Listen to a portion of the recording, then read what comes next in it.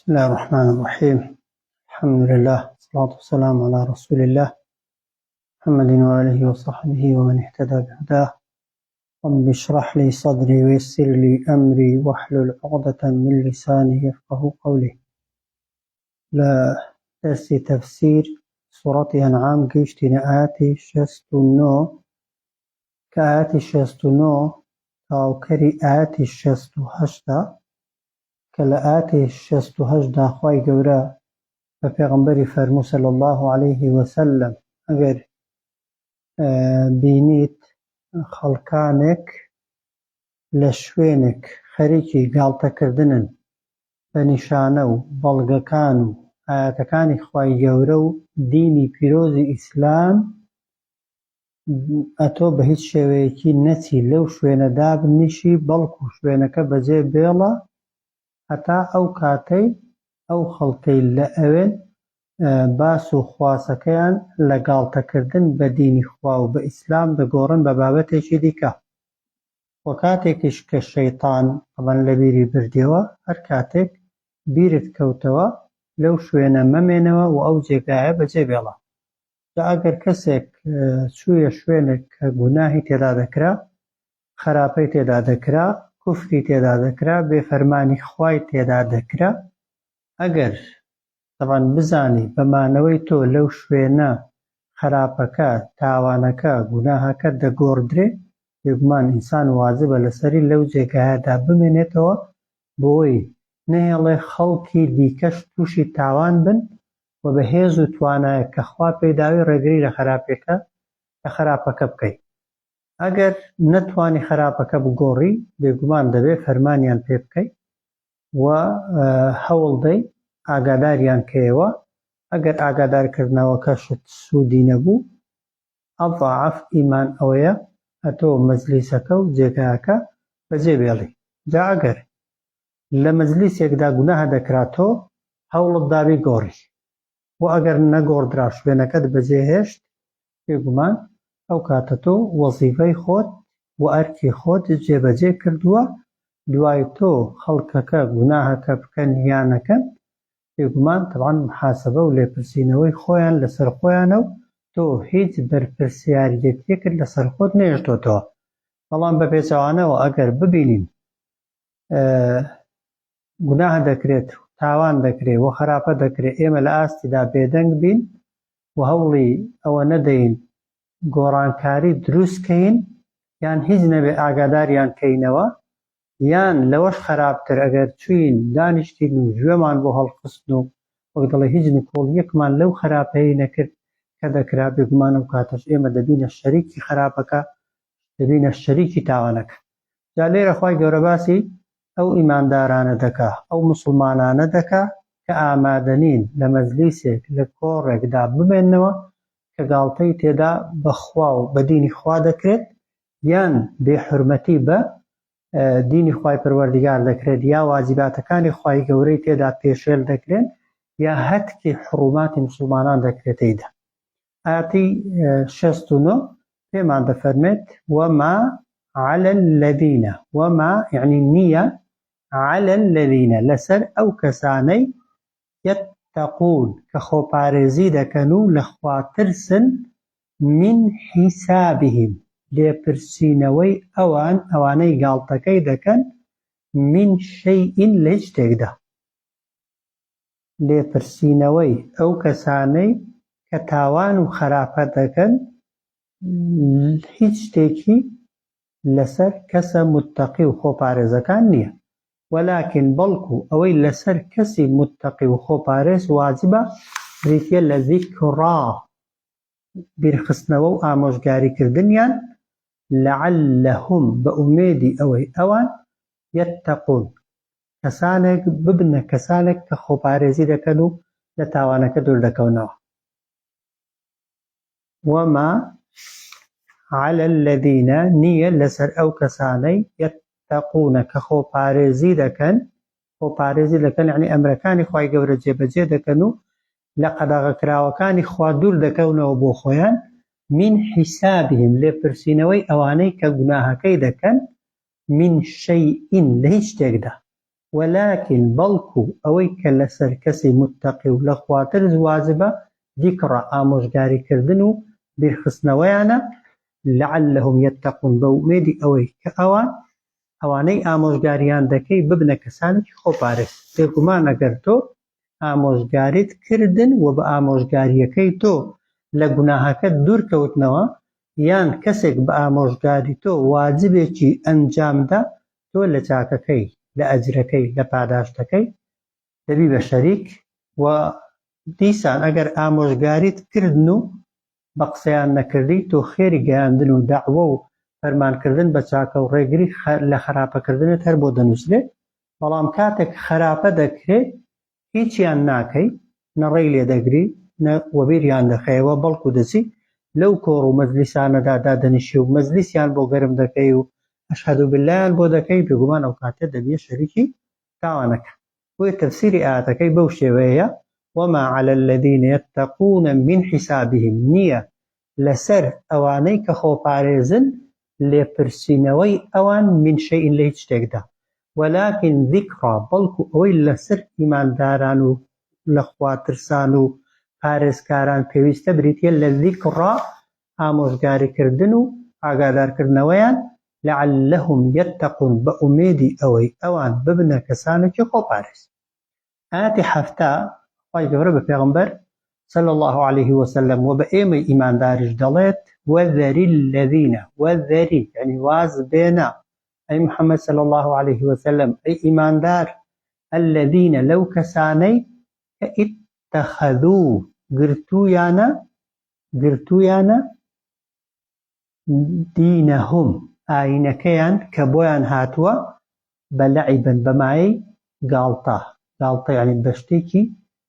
گاڵتەجاڕی و بێسوود دەڕوانە دین و لەهوە و هەروەها پێیان وایە دین تەنها بۆ سەرقاڵکردنی خەڵکی هاتووە بە شتی بێکەڵک و هیچ قازانجێکی نییە بۆ دنیا و بۆ قیامەتی خەڵک. هەر کەسێک بە شێوازێک لە دینی خوای پەروەردگاری ڕوانی کە لە خواوە بۆی هاتووە پێی وابوو دین ئەوەی تێدایە گاڵتە و گەپە حەقیقەتی نییە و تەنها دین مایەی سەرقاڵکردن و مەشغوڵکردنە لەنا سوودێکی نییە بۆ دنیا و بۆ قیامەتی ئینسانەکان دەبێ پێغەمبەر صلى الله عليه وسلم و ئێمەی ئیمانداریش لێیان دوورکەوینەوە و ئاگامان لێیان. ئەوجار وەغەڕەتهم ئەو کەسانەی فری و داوە الحەیات الدنیا ژیانی دنیا وەذەری الذین وەذەری واز بێنە الذین لەو کەسانەی اتخذوا گرتبوویان یا دەیگرن دینەهم ئەو ئاینەی کە بۆیان هاتووە بە لەعیبەن بەمایەی گاڵتە و بە بێسوودی دەزانن و لەهوە و پێیان وایە هۆکاری سەرقاڵکردنە بە شتێک کە قازانجی نییە بۆ ئینسانیەت و مرۆڤایەتی وەغەڕەتهم ئەوانی فری و داوە و ئەوانی خەڵەتاندووە الحەیات الدنیا ژیانی دنیا. جا دەفەرمێت وەذەکر ئامۆژگاریان کە بهی بەو قورئانە ئەن تبسەلە بۆ ئەوەی لە ناو نەچ بۆ ئەوەی سزا نەدرێن نەفسون هیچ کەسێک هیچ بەشەرێک هیچ مرۆڤێک بما کەسەبەت بەو کار و کردەوە خراپانەی کە ئەنجامی داون بۆی پەشیمان ببێتەوە و واز لە خراپەکانی بێنێ بۆی بەهۆی خراپەکانیەوە سزا نەدرێ لەیسە لەها نییە بۆ ئەو کەسەی کە خراپە دەکا و بەهۆی خراپەکانی لەناو دەبرێ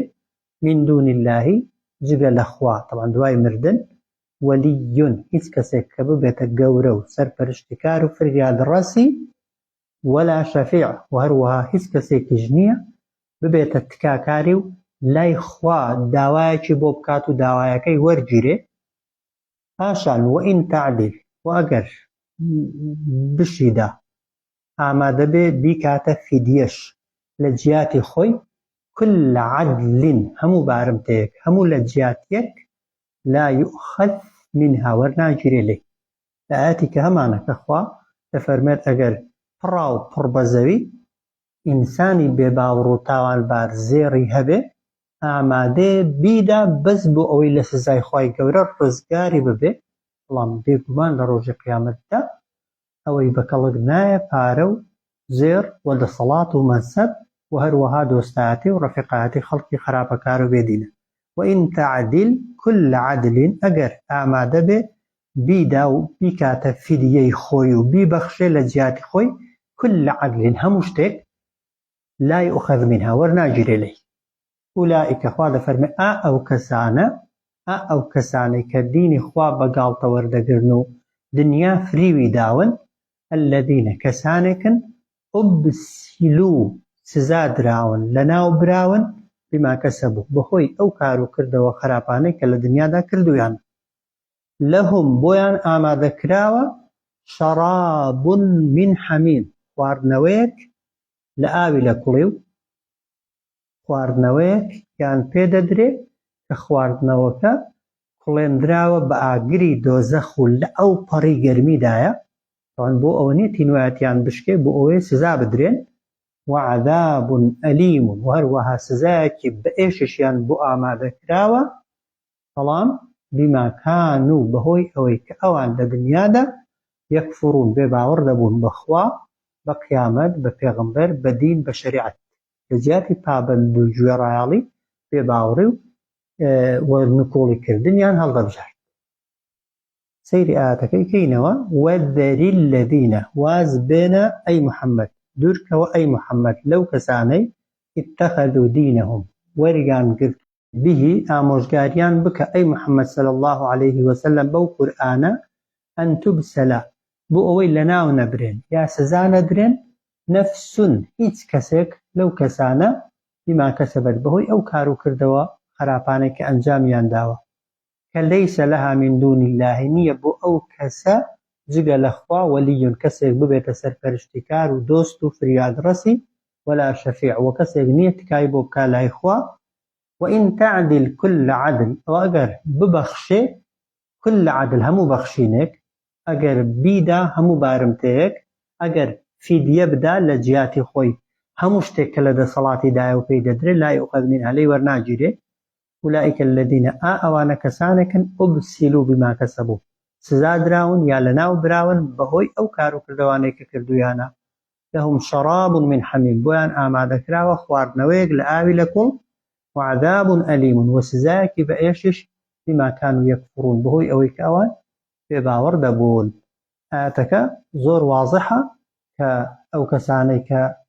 پابەند نابن بە دینی خوای گەورەوە، کە پابەند نابن گاڵتە بە دینی خوای گەورە دەکەن و پێیان وایە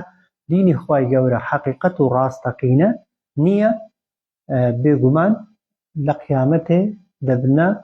بارمتەی کردەوەکانی خۆیان، بەهۆی کردەوەکانی خۆیانەوە سزن دەکرێن، حەبس دەکرێن، دەست و پێیان دەبەسترێ و بە هیچ شێوەیەکی کردەوەکانی خۆیان کە لە دنیادا کردویانن نەبوونەتە هۆکاری بردنیان بۆ بەهەشت و وەک دەڵێ ڕزگار بوون و دەرباز بوونیان، بەعەکسەوە کردەوەکانی خۆیان دەست و قاچی ئەو کەسەیان بەستووە و بەرەو ئاگر و بەرەو دۆزەخ کەسەکەی بردووە کە ئینسانیش بەرەو قیامەت چوو بەبێ گومانی و ئیمانیشت نەبوو و دینیشت نەبوو و کردەوەیەکی چاکیشت پێ نەبوو، بێگومان دوای مردن خوای گەورە دۆستایەتی لەگەڵ کەسی کافر ناکا و هەروەها ڕێگاش نادا هیچ کەسێک شەفاعەت و تکای بۆ بکە، و هەروەها هەرچی سامان و سەروەت و دەسەڵاتیشە ئەگەر هەی بێ و کە نیەتی بیدا و بیبەخشێ، بێگومان خوای پەروەردگار لێی وەرناگیرێ. ئەگەر لە ژیاندا بی پێشەوەی بمری و مەلەکول مەوت بێ، خوای گەورە لەوانەیە بێک لا ئیلاهە ئیلا اللهیەکی دڵسۆزانە و لە دڵەوە بیهێنی، لەوانەیە خوا لێت خۆش بێ، بێک تەوبەیەک لەوانەیە خوای گەورە دەرگات لێ بکاتەوە، بەکردەوەیەکی کەم دەگونجێ خوای گەورە چاکەیەکی زۆرت لەگەڵ بکە، بەڵام کە مردی و ئیمانت لەگەڵدا نەبوو، بێگومان دوای مردن ئینسان وەک دەڵێ دەرگای بەسەر خۆیدا دادەخرێت و هیچ دەرفەت و هەلێکی دیکەی پێ نادرێت کە خوای گەورەش بۆ خۆی هیچی بۆ ناکات. ئاەتی دواتر خوای گەورە بە پێغەمبەر دەفەرمێ قل، پێیان بڵێ ئەی محەممەد صلی الله عليه وسلم، ئەنەدعو، ئایا من بپەرستم بپاڕێمەوە هاوار بکەم من دون الله جگە لە خوا ما یعنی لە خوایانێک لە پەرستراوانێک کە لا ينفعنا هیچ سوودێک ناگەێنن بە ئێمە ولا يضرنا وهروەها هیچ زەرەرێکیش ناتوانن لە ئێمە بدەن یان ناتوانن هیچ زەرەرێک لەسەر ئێمە لا ببەن ئەوجار ونرد ودەگەڕێندرێنەوە على أعقابنا بەسەر پاشنەپێکانماندا و لە دین دەردەچین و کافر دەبین ئەگەر غەیری خوا بپەرستین و هاوارکەینە غەیری خوا و لە غەیری خوای گەورە بپاڕێنەوە بعد إذ هدانا الله دوای ئەوەی کە خوا هیدایەتی داوین و ڕێنمونی کردووی کەلەذی وەک ئەو کەسەوەمان لێدێ کە ئیستەهوەته کە گومڕای کردووە سەری لێ شێواندووە الشەیطان و شەیطان في الأرض لە زەویدا ئەوجار حەیڕان ئەو کەسە بۆتە کەسێکی سەرگەردان نازانێت بەکوێدا بڕوا و بە قسەی کێ بکە جا ئەو کەسێک کە شەیطان گومڕای کردووە و سەرگەردانی کردووە لەهو هێتی ئەصحاب کۆمەڵێک هاوڕێ و ڕەفیقی باش یەدعونەه بانگی دەکەن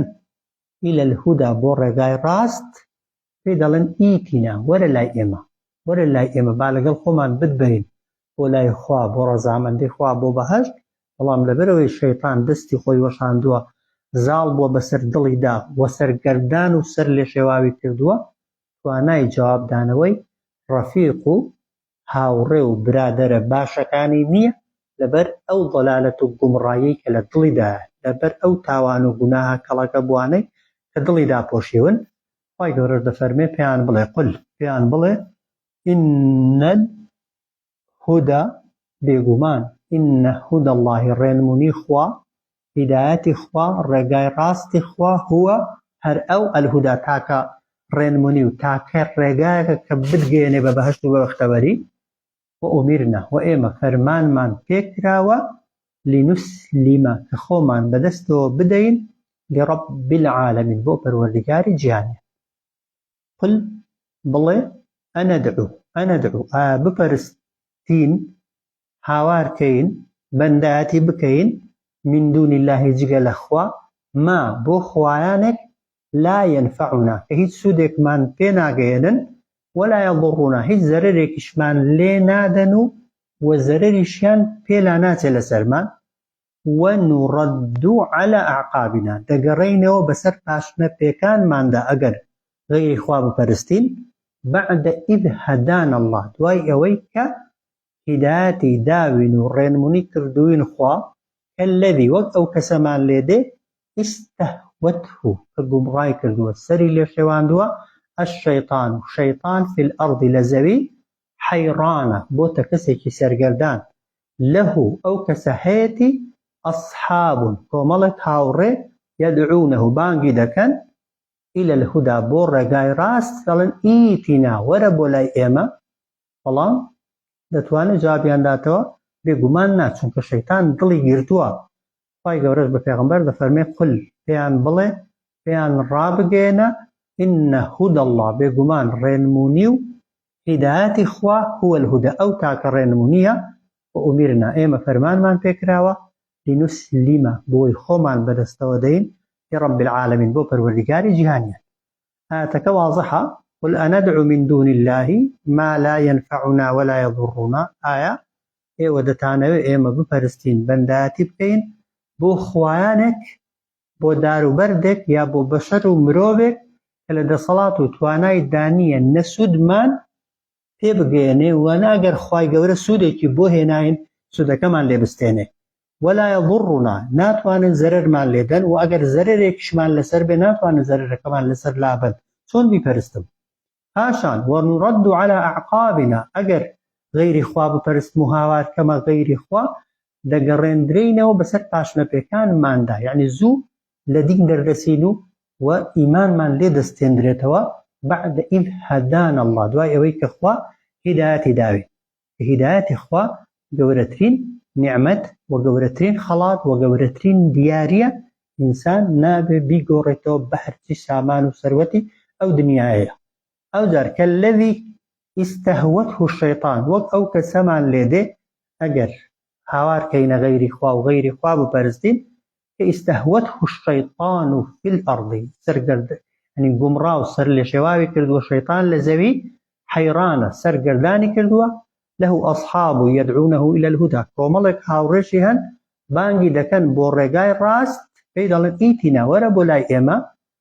قل إن هدى الله كان بلي في قمان رينموني خوا هو الهدى تاك رينمونية وأمرنا وإما فرمان من فكراوة لنسلم كخومان بدستودين خو بدستودان شونا هو كخوا وبيغمبر هر أمر كان كر مناقشينكي بأو بري رزامندي دلو قبول بنكر جيبجيكي قبول بيو جيبجيكي وهر شتك خوا وبيغمبري خوا صلى الله عليه وسلم حرام يان كر لدلو بحرام وخرابي بزاني اگر حز شرليبي آماده نبي بيكي او خو بدستودانا وخو بدستودان وتسليم بوني تواوي إيما تنها لرب العالمين پروردگار جهانيان